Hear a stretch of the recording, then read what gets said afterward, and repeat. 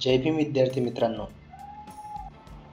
TRTI, BARTI, Mahajyoti आणि सारथी या संस्थेमार्फत जी कॉमन एंट्रन्स एक्झाम घेतली गेली होती त्याचं स्कोर कार्ड हे आलेलं आहे आणि सिलेक्शन प्रोसेस हे शेवटच्या टप्प्यात आहे.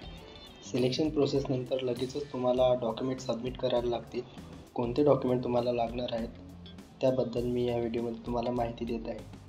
तर लागणारे डॉक्युमेंट अशा प्रकारे आहेत.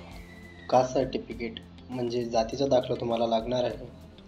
वैधता प्रमाणपत्र म्हणजे कास्ट व्हॅलिडिटी पण तुम्हाला इथे लागणार आहे. 10वी 12वी आणि पदवीची गुणपत्रिका तुम्हाला लागणार आहे.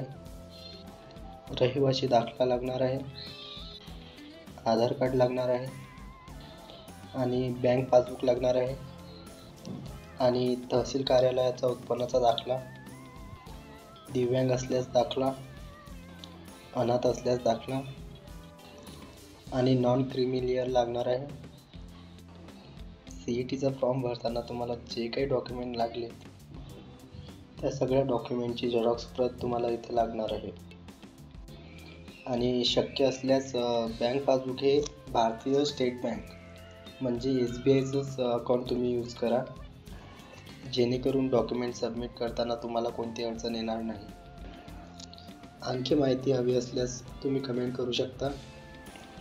नोटिफिकेशन येताच कट ऑफ आणि सिलेक्शन प्रोसेस यावर मी व्हिडिओ टाकणार आहे, तर तो तुम्ही नक्की बघा. All the best.